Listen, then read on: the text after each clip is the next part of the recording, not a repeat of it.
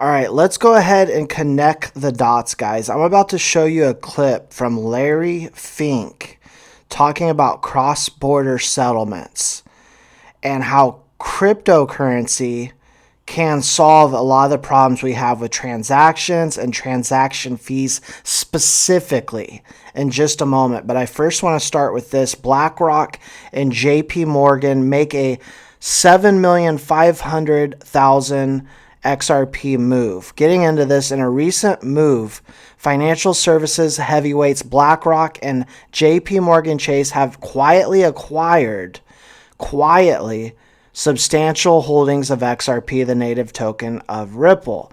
JP Morgan Chase has accumulated 7.5 million XRP.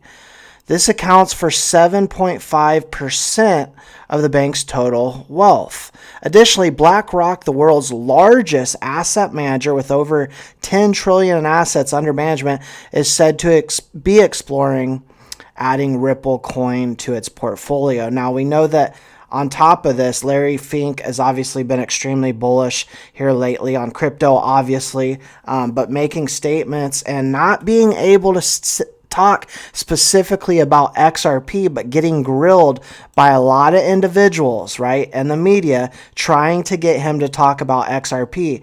And as we listen to what he's saying, we can see the writing on the wall. But here we go. I want you to listen very carefully and try to tell me with a straight face that you don't hear XRP and Xlm without him actually saying it. Listen here. Launder money, it's been cashed up to this point. So, I mean, Bitcoin is probably... Or jewels. Yeah, okay, but Bitcoin's probably, for total money laundering, it's probably 0.0005. So why pick on Bitcoin for the money laundering when it's obviously hasn't been used up to... Al Capone never had any Bitcoin. So I assume you're also talking about Libra then, too. I don't want to... Libra, I don't even think it's a cryptocurrency. I don't either. That's what I was going to say. And I don't think it has any inherent value. It's a debit. And I don't want it centrally... I mean, and Mark Zuckerberg's involved, and everybody gets to keep the float all... Let's talk about the concept, though. Yeah. Forget about who's created it and what it's trying to do. Yeah. You know, I was in Europe this past week. I had to buy a new briefcase because mine broke actually there. When I was carrying cash to launder? All jewels. Yeah, no. All right. When I was going to sign the receipt or the electronic thing, they'd asked me, do I want to pay in euro or dollar? Yeah. And I said, okay, dollar. Then I looked at it. I'm still being charged at 3%. Terrible. Okay? So, and when you think about all the people who send money, you know, they may work in one country, send money back home. They generally do that through organizations that charge 5 to 10%. Yeah. There is a need, whether it's a Libra or something else, to democratize the exchange of foreign currencies. Today, with computers and electronic market, there shouldn't be that. It should be 10 basis points, 5 basis points. That it's not sense. percent. And so I actually believe the idea around Libra, I don't think we need to create a new currency, but the technology to instantaneous calibrate all the currencies, that should be done. Who gets squished by that? Who are the middlemen who are making money on that? The banks. You know, we're making, as the Bitcoiners are saying, that's progress for you. At least to get to the point where you're saying that about Libra. No, you're still not saying it about Bitcoin. I think Bitcoin has blockchain. Bitcoin I don't know if Libra is blockchain. They haven't decided. It might do it. It has to be some form of that. It's just ledger. I mean, right, but it's a basket of fiat currencies. It's like, but you don't need that. There's no inherent value. But you don't need that. If you had this mechanism in every transaction, you could minimize the transaction cost.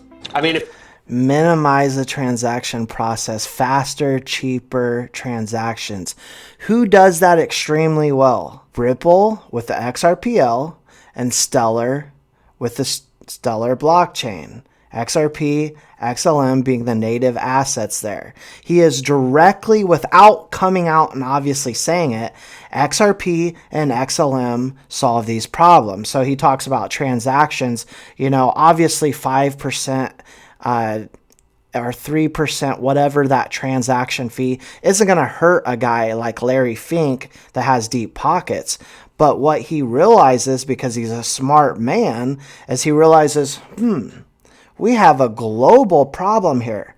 We could save a lot of money. We could make a lot of money. Now, the banks get hurt, and that's why Jamie Dimon and the rest of those folks don't like this technology, because it then again competes with them, right?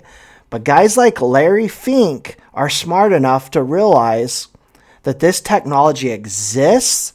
It's not going anywhere. Evolution is happening. The digital revolution is happening.